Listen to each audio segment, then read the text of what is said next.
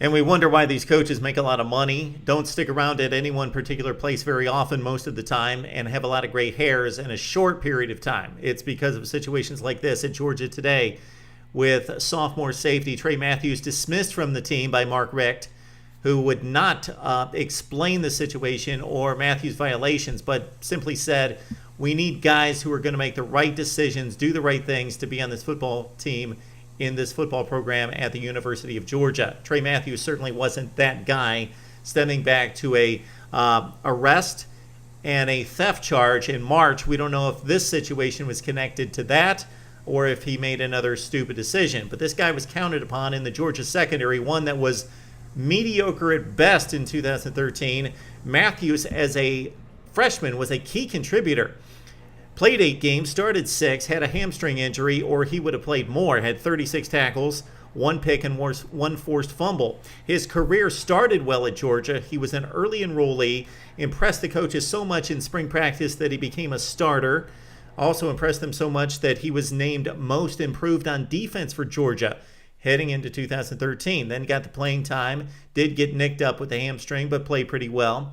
Was the 10th rated safety coming out of high school, another prime Georgia recruit.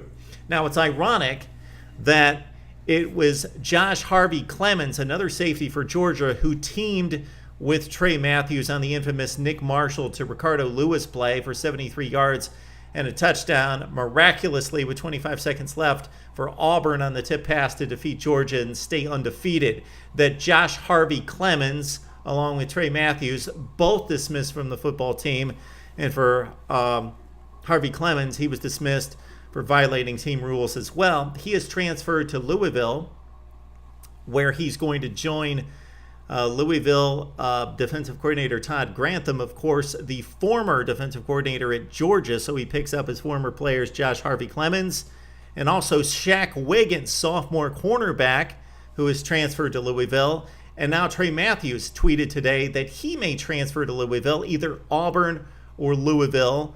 So Georgia talent could be going to Louisville, and new head coach Bobby Petrino and his defensive coordinator Todd Grantham from Georgia benefiting from the ties that they have down south with the Bulldogs. So what does Georgia have left? Well, they've got Damian Swann, who we expected to be a star in the SEC, had an exceptional sophomore campaign and then really disappointed as a junior, made no big plays, 57 total tackles, but only 1 tackle for loss, no interceptions, no big plays out of Damian Swann, who was lost at times as a junior, looking for him to bounce back.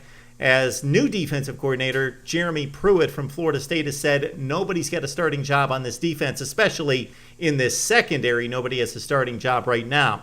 Okay, some prime candidates. At safety, you've got a couple guys with 7 starts under their belts, and Corey Moore, who had 35 total tackles last year, 3 tackles for loss, 1 pick, and 1 sack. And you've got Quincy Mauger, who had 57 total tackles, so he factored into the running game at the safety position and had 1 tackle for loss.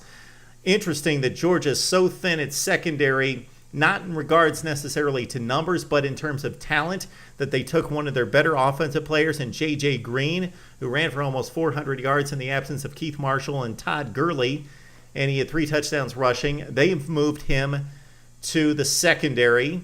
So they move J.J. Green to defense, and what does he do in the spring? He makes more plays than anybody on the defensive secondary. And then you got Tremel Terry, also formerly an offensive player, moved to defense. So that happens quite a bit in college football, where guys switch positions early in their careers, move from offense to defense and back and forth. But J.J. Green, if you saw the Tennessee game last year, you know that he can run with the football, but he is needed on defense. And again, made more plays than anybody in the secondary for the Georgia defense during the spring. Georgia football fans, step up and let us know what you think about your defense, about your secondary in particular, minus Shaq Wiggins, Trey Matthews, and also Josh Harvey-Clemens, right here on Mark Rogers TV.